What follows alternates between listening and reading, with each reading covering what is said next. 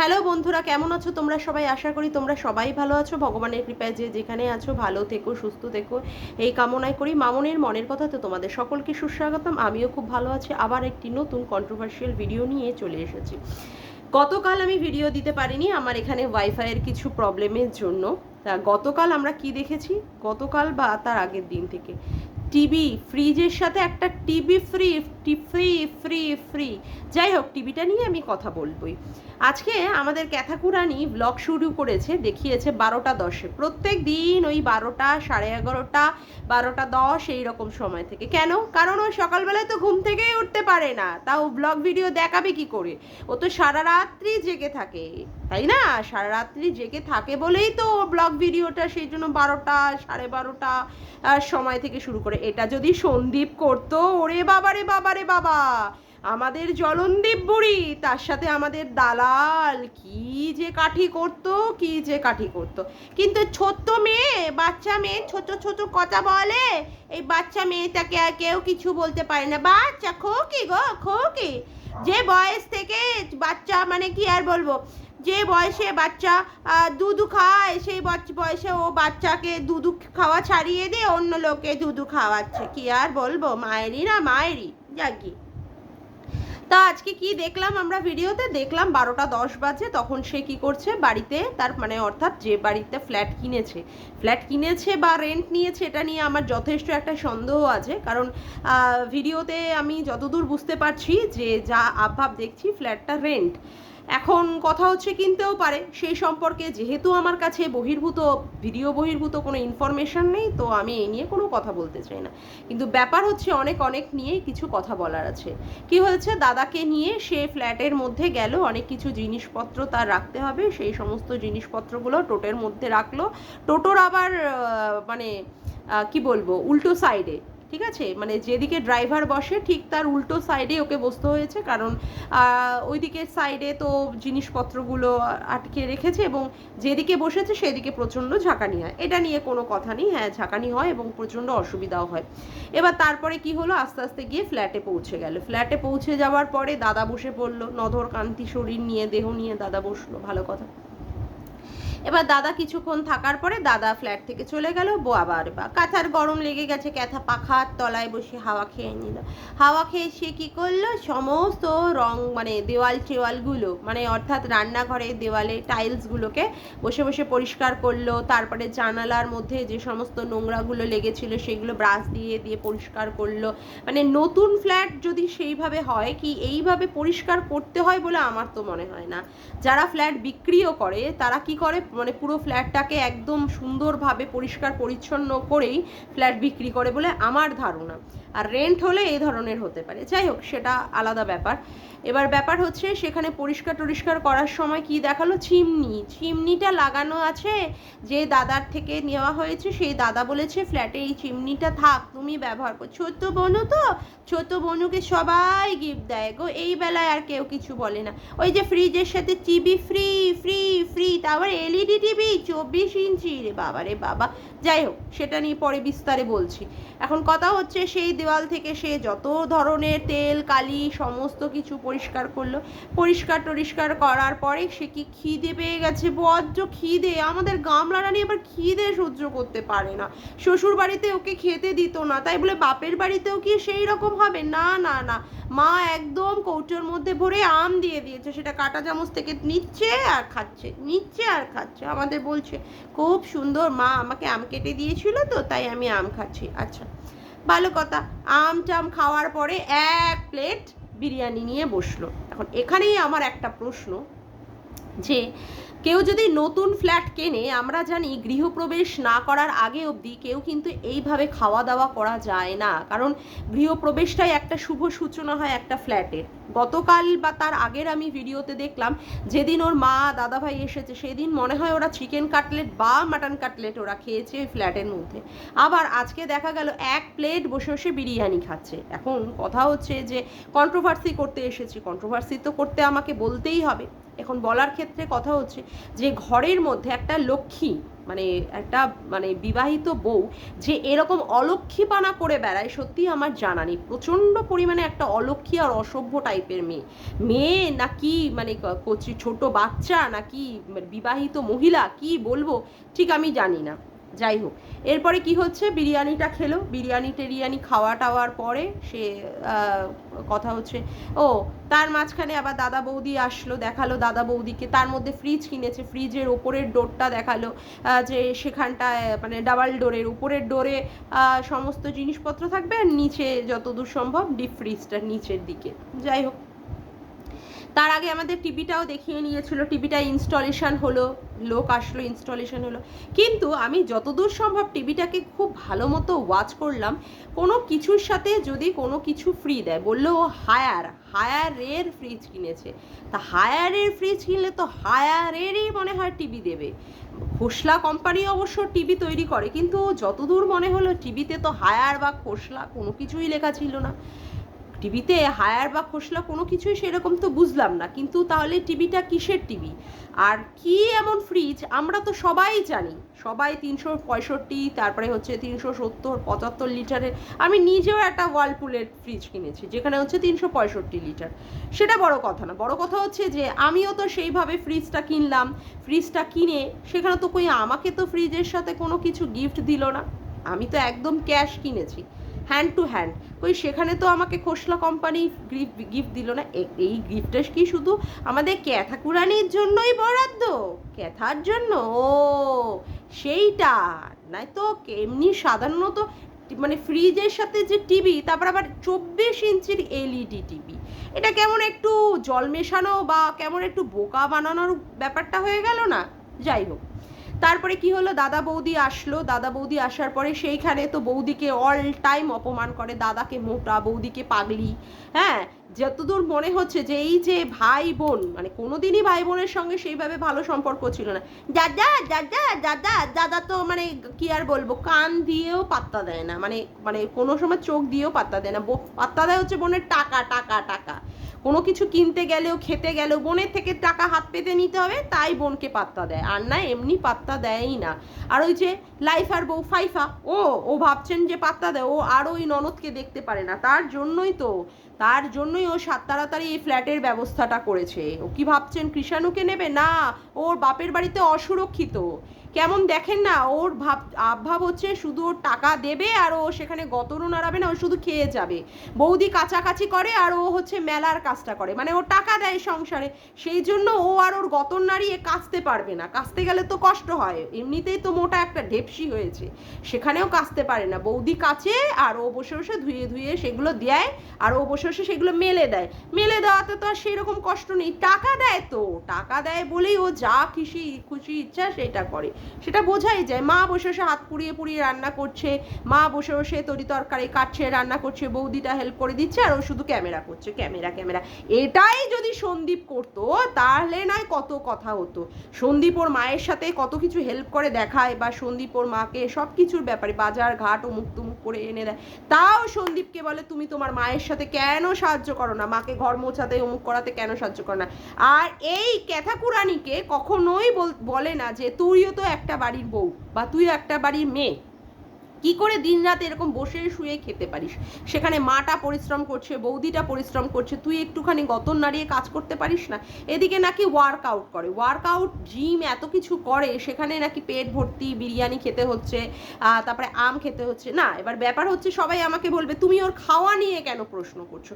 না, খাওয়া নিয়ে আমার প্রশ্ন করার কোনো কিছু নেই, ও নিজে ইনকাম করে, ও নিজেই খাবে, সেটা তো কোন বড় কথা না। বড় কথা হচ্ছে যে জিম করে, যে ওয়ার্কআউট করে, যে বলে তার শরীরের মেদ হয়ে গেছে, চর্বি জড়াতে হবে, এবং প্রত্যেকটা মানুষেরই শরীর যদি সুন্দর থাকে, বেশ একটা ভালো একটা ফিগার থাকে, যে ঢেপসি মুটকি হয়ে গেলেই তো বিভিন্ন ধরনের রোগ, তাই না? বিভিন্ন ধরনের হাইফাই রোগ, তারপরে কথা হচ্ছে মানে হাঁপানি, যেটাকে হাঁপাতে বেশি একটু কাজ করলেই হাঁপিয়ে যাওয়া, তারপরে ঘাম ঝরা, এই যে ব্যাপারগুলো, সেই জন্য তো নিজেই সেখানে প্রচণ্ড পরিমাণে ওয়ার্কআউট করে, সকালবেলা আমাদের দেখায়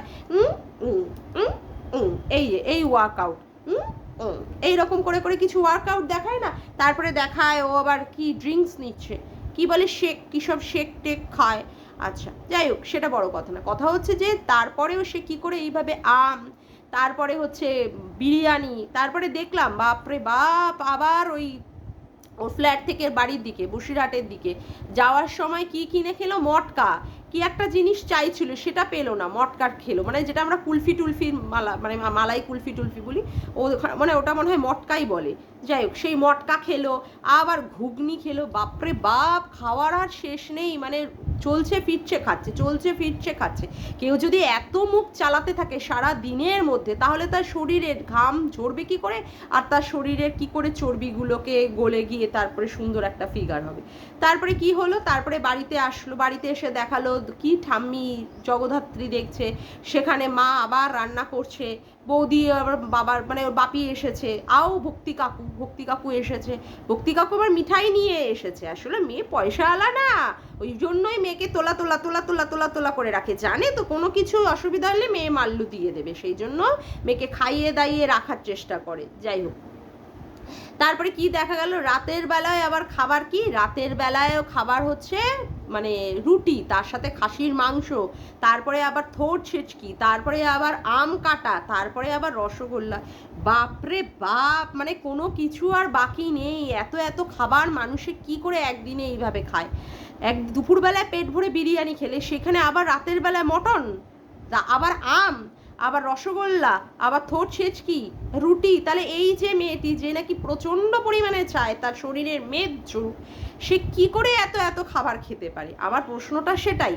আচ্ছা যাই হোক, সেটা বড় কথা না, বড় কথা হচ্ছে তারপরে খাওয়া দাওয়া হলো, খাওয়া দাওয়ার পরে সে আমাদের কিছু মান কি বাত বললো, আমি মান কি বাতটা পরে আসছি। তারপরে রাত্রি 2টোর সময় কি করলো, দেখাতে বসলো কি, ওই যে জবা গাছে জবা ফুলের মানে কুড়িগুলো দেখাচ্ছে, আবার হাত দিল, হাত দিয়ে বললো এ বাবা রাতের বেলা তো গাছে হাত দিতে নেই, ভুলে গেছিল ছোট্ট কচি মেয়েটা, পরে মনে পড়ে গেছে সেই জন্য হাতে সরিয়ে, এই বাবা কি ভুল হয়ে গেছে।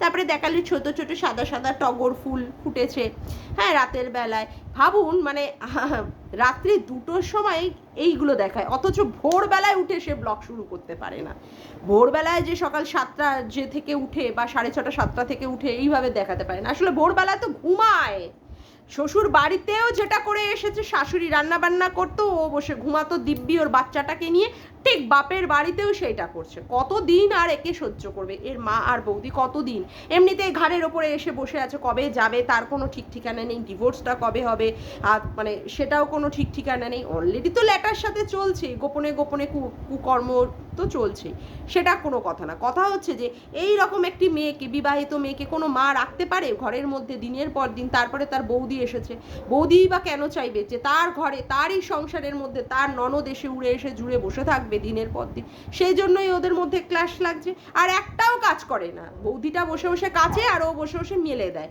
ওর মা বসে বসে রান্না করে, ও বসে বসে ভিডিওকে ক্যামেরা করে করে ব্লগ ভিডিওতে আমাদের দেখায়, ও যে কোনোদিন সেইভাবে যে রোজ রান্না করছে অমুক করছে, আসলে সেই হ্যাবিটটাই নেই, ওর সেই হ্যাবিটটাই নেই। তারপরে কি হলো, রাতের বেলায় আমাদের এইগুলো দেখালো, ভাগ্যিস ফুল গাছগুলো আছে সেই জন্য ব্লগ ভিডিওতে দেখাতে পারলি, এরপরে ফ্ল্যাটে গেলে কি গাছ দেখাবি, অবশ্য টপ টপ কিনেছিস, যাই হোক মানে ওই বাড়ির মধ্যে ওই 2টো জবা আর ওই টগর এইটুকুই শুধু দেখাস, আর কিছু দেখানো যায় না। এবার কথা হচ্ছে যে মান কি বাতে আসি, মান কি বাতে আজকে টাইটেলেও প্রচণ্ড পরিমাণে বাবা হুমকি চুমকি ধমকি, ও মা গো মা, এই ছোট্ট বাচ্চা মেয়ে তুই এসব ধমকি চমকি দিচ্ছিস, আমরা বড়রা ভয় পেয়ে যাচ্ছি তো, কি রে এগুলো ধমকি চমকিগুলো একটু কম দে। কি বলছে, বলছে টিভি নিয়ে নাকি সবার খুব জ্বলন শুরু হয়েছে, আরে বাবা মনে হয় আমাদের কারোর ঘরে টিভি নেই, এই যে দেখো বন্ধুরা আমার ঘরে 32 ইঞ্চির টিভি আছে, তাও আবার কি টিভি জানো, তাও আবার এটা সোনি ব্রাভিয়া, যাই হোক সেটা বড় কথা না, এরকম সবার ঘরে টিভি থাকে, কারোর ঘরে 52 ইঞ্চি, কারোর ঘরে 65 ইঞ্চি, ঠিক আছে, সবার ঘরে এরকম টিভি থাকে, তাই নিয়ে বলছে সবার কি হিংসাও, মাগো মাগো মাগো মাগো মাগো মাগো মাগো, হিংসাটা তো বরঞ্চ তোর, ওদিকে সন্দীপ এসি কিনছে, তাই দেখা দেখি তুই টিভি কিনছিস, ফ্রিজ কিনছিস, এগুলো তোকে দেখাতে হবে তো। এইগুলো দেখিয়ে তারপরে দেখাচ্ছিস যে বাচ্চাকে আনার, বাচ্চাকে তুই কোনোদিনই সেভাবে আনবি না। যদি বাচ্চাকে আনার কথাই হতো না, তাহলে অনেক পূর্বেই তুই সেটা করে ফেলতিস। তুই এখানে ল্যাটার সাথে গোপনে গোপনে কর্মটা করবি। ওই বাপের বাড়িতে তো গোপন গোপন কর্মটা হতে পারছে না, বুঝলি না? ঠাম্মিকে নিয়ে আসবি বলেছিস, ঠাম্মিকে এক ঘরে রাখবি আর অন্য আর এক ঘরে বসে বসে কাপাকাপি আর ঠাপাঠাপি, ঠাপাঠাপি আর কাপাকাপি করবি, বুঝলি? যেটা পরিষ্কার কথা, পরিষ্কারভাবে বলছি। এই যে এইগুলো করলি, তারপরে আবার বললি তোমাদের কি শিক্ষা দীক্ষা, আমি এই টিভি কিনেছি, খোসলাতে গিয়ে নাকি অনেকে ফোন টোনও করে দিয়েছে। এখন জানি না বাবা, খোসলাতে ওদের ওখানকার বসিরহাটের খোসলাতে আবার কারা ফোন টোন করেছে, যদিও বা ফোন করে থাকে, তা অন্যায়টা কি করেছে? অন্যায়টা কি করেছে? তুই বলছিস একটা ওই রকম একটা ডবল ডোরের ফ্রিজ, কতই বা হবে ডবল ডোরের? 270 হোক বা 280 হোক, 300ও মনে হয় না ক্রস করবে, যদিও বা হয়। তার সাথে আবার টিভি, আমরা এতদিন ধরে খোসলা, গ্রেট ইস্টার্ন থেকে টিভি, ফ্রিজ সমস্ত কিছু কিনলাম। আমার বাপের বাড়িতেই সেদিন গ্রেট ইস্টার্ন থেকে একটা তোমার কি বলে ওটাকে, হ্যাঁ 1.5 টনের মতো কিনলো, ওটাকে ডাইকিনের, ঠিক আছে, ডাইকিনের ইনভার্টার এসি কিনলো। হ্যাঁ, তারপরে হচ্ছে এই যে আইএফবির একটা ওয়াশিং মেশিন কিনলো 6 টনের মনে হয়। যাই হোক, কই ওদের তো এরকম ফ্রি দেয় না, তোকে কি করে ফ্রি দিল? এই যে তুই যে লোককে বোকা বানাচ্ছিস, তোকে নাকি ফ্রি দিল। তোকে কি করে লোকে ফ্রি দেয়, এটাই তো হচ্ছে কথা। কারণ একটা জিনিসের সাথে তো ওইভাবে আরেকটা জিনিস দেয় না। যদি দিদি নাম্বার 1-এ হয় বা কোনো জায়গায় দিদিগিরি বা এই সমস্ত যে সমস্ত শোগুলো হয়, সেই শোগুলোতে কোম্পানিগুলো তাদের পাবলিসিটি করার জন্য এই ধরনের কিছু জিনিস দেয়। তা কথা হচ্ছে, তোকে কিভাবে একটা খোসলা কোম্পানি থেকে এইভাবে একটা ফ্রিজ দিয়ে সাথে একটা টিভি ফ্রি দিতে পারলো, সেটা মানে এটা একটা বড্ড ব্যাপার। একটা মানে তুই একটা লোককে বোকা বানানোর চেষ্টা করছিস না, মানে লোককে ভাবছিস যে শিক্ষিত মহিলারা যারা এখানটা কন্ট্রোভার্সি করতে বসেছে বা দর্শকরা, সবাইকে তুই বোকা করে দিবি, তাই না? সেটা তো আর হতে পারে না। সেটা তো হয় বল, সবাই এখানে শিক্ষিত, সুতরাং সেই জন্যই কেউ মেনে নিতে পারছে না। এইবার আসি, তুই বড় যে কথাটা বলেছিস শিক্ষার পরিচয় দিচ্ছ, ও মাগো মাগো, একটু ভালো করে দেখে নি তো রে, ওরে বাবা রে বাবা, তুই আর কস না রে শিক্ষার কথা। তোর শিক্ষার যা নমুনা, সে তো ভুড়ি ভুড়ি ভুড়ি ভুড়ি দেখছে। তুই তো পুরো তোর যে শিক্ষা, তুই একদম লোকের সামনে এইরকম ভাবে বাজারে, হাটে বাজারে দেখিয়ে বিক্রি করছিস। এই বয়সে তুই একটা বিয়ে করে সেইখানে 5টা বছর সংসার করে ছেলেটাকে ছেড়ে রেখে এসে তুই আবার আর একটা পরপুরুষের সাথে বসে বসে দিনের পর দিন বসে বসে করে যাচ্ছিস, মানে কি আর বলবো, মানে মধুচন্দ্রিমা করে যাচ্ছিস, করে যাচ্ছিস, এরকম চুচু মারিয়ে যাচ্ছিস। তারপরেও তুই লোককে শিক্ষার কথা বলছিস, বারে বাহ, 24টা বছর বয়সে, এখনো তো মানে জীবনের মানে সবে সূচনা হয়েছে। একটা মানুষের আয়ুকাল যদি আমি 85 ধরে নিলাম, 80 থেকে 85, তার মানে সেখানে কি হয়েছে, হাফেরও হাফ, সেখানে এখনো যায়নি, সেখানে এখনো যায়নি। এই বয়সে তুই এত কিছু গুল খেলাচ্ছিস, তুই আবার লোককে শিক্ষার পরিচয় দিচ্ছিস, লোকের শিক্ষার প্রশ্ন তুলছিস, বারে বাহ। তোর মা বাবা তোকে কি শিক্ষা দিয়েছে রে? বিয়ের আগে 5 দিন গিয়ে তো মানে সিল ফাটিয়ে এসেছিস, বলতে বাধ্য হচ্ছি। তারপরে সন্দীপের সাথে সংসার, আমিও মরি মানে ভাবি যে সন্দীপ এরকম একটা নচ্ছার আর বচ্চরিত্রের মহিলাকে কি করে বিয়ে করলো, যে 5 দিন আগে এসে তার পুরো মানে ঝাপ খুলে দেয়, যে নাও ঝাপ আমি খুলে দিয়েছি, সেইখানে বসে তার সাথে রঙ্গলীলা করে, তারপরে বিয়ের পিড়িতে বসে বিয়ে করে, তারপরে বাচ্চা জন্ম দিয়ে সেই বাচ্চাটাকে ছেড়ে রেখে দিয়ে আবার কি না ছেকছো চ্যাটের মাধ্যমে, হ্যাঁ চ্যাট চ্যাট চ্যাট দেখো ছেক চ্যাট, হ্যাঁ ওই পুট পুট পুট ছয় ছয় ছয় ছয় ছয় পুট করে বুলাদির, হ্যাঁ ওই বুলাদির খেলা, মানে ছক্কা পুট মারিয়ে মারিয়ে, হ্যাঁ তুমি লোকের শিক্ষার কথা বলছো, বদমাইশ জানোয়ার একটা মহিলা। হ্যাঁ, তোমার মা তোমাকে কি শিক্ষা দিয়েছে? একটা কুলাঙ্গার মহিলা, শালা মা নামেরও ধাব্বা, বউ নামেরও ধাব্বা, মেয়ে নামেরও ধাব্বা এই মহিলা, এই কি আর বলবো, এই ক্যাথাকুরানি। সে আবার লোকের শিক্ষা নিয়ে প্রশ্ন করে, লোকের শিক্ষা? তুমি লোককে টুপি পরিয়ে রাখছো, বাসের মধ্যে কেউ নেই, গোনাই কাকা বাস করেছে, সে বাসের মধ্যে কেউ নেই, আমি ঠাম্মি বৌদি মা, তারপরেই মাল কি হলো, উদ্ঘাটন হয়ে গেল, সেখানে কে আছে? আরে ল্যাটা ল্যাটা ল্যাটা, যার সাথে খেলা খেলি চলছে, হ্যাঁ, রঙ্গলীলা চলছে যার সাথে, হ্যাঁ রঙ্গলীলা মারাচ্ছে। সেখানে লোকে যদি টিভি নিয়েও কথা বলে, যদি শোরুমে ফোনও করে থাকে, তাহলে ভুল কি করেছে? তুমি তো প্রত্যেকবার মানুষকে এইভাবে বোকা বানিয়েছো, প্রত্যেকবার। ওই যে পলা আর প্রবালের যে আংটি, সেটা তো বিয়ের মানে ওই সন্দীপদের বাড়িতে ওই প্রবালের সোনার আংটিটা পরতে, তারপরেও লোককে দেখিয়েছো এই যে আমি যে পলা কি পলার মধ্যে আমি সোনা দিয়ে বাঁধিয়ে আংটি বানিয়েছি, ছেলের জন্য রূপোর আংটি, আর নিজে কি সুন্দর মুক্তোর ওপরে সোনার আংটি বানিয়ে বানিয়ে পড়ছো। কত ছেলের উপরে ভালোবাসা, ছেলে আসবে, ছেলে সেখানে থাকবে, ওই জন্য আমি একটু ওই রাস্তার ওখানটাই ফ্ল্যাটটা নিয়েছি, ছেলের পড়াশুনোর অসুবিধা হবে তো। ওরে বাবারে বাবারে কি চিন্তা। তোমার মতো মেয়েকে না রামপাট কেলানোর দরকার, বুঝেছো? তোমার মতো মেয়েকে রামপাট। তোমার মা যে কি নোংরা একটা মহিলা, সেই জন্যই তুমি তোমার মায়ের পেট থেকে এরকম নোংরা মহিলাই জন্ম নিয়েছো। বলতে বাধ্য হচ্ছি যে মা তার মেয়েকে শাসন না করে তাকে ছেড়ে দিয়েছে, যেহেতু মেয়ের টাকা ইনকাম করছে। আমাদের বাড়ির মানে এর তো মানে হবেই না, আমাদের বাড়ি পিটিয়ে ছাল চামড়া তুলে দেবে, সেখানে এরকম নোংরামিপানা করছো, আবার লোকের শিক্ষার নিয়ে কথা বলতে বসেছো। নোংরা বদচরিত্রের বদাবেটি একটা, হ্যাঁ, যার পুরো শরীরের সবাই কাছে বিক্রি করে দিয়েছে, পুরো খুলছে, খোলা শুরু করেছে বিয়ের 5 বছর পরে। সন্দীপের সাথে থাকার সময়ও সেখানে পরপুরুষের সাথে খোলাখুলি শুরু হয়েছে। এই যে আমি ব্রা খুলছি, এই যে এখন ব্লাউজের হুক খোলা হচ্ছে, এই যে এবার এইগুলো খোলা হচ্ছে, সব খুলে খুলে যে বেরিয়েছে, মানে লীলা কীর্তন মারানোর জন্য রঙ্গলীলা মারাচ্ছে বসে বসে রাস্তাঘাটে। এইরকম একটা নোংরা মহিলা বদা বেটি, সে আবার অন্য লোকের শিক্ষা নিয়ে কথা বলছে। বারে বাহ, কি লেভেল তোর! নোংরা অসভ্য, ছি! ধিক্কার তোর ফ্যামিলিকে, ধিক্কার তোর জন্মকে, ধিক্কার তোর শিক্ষাকে, ধিক্কার তোর সব কিছুকে, ধিক্কার ধিক্কার ধিক্কার।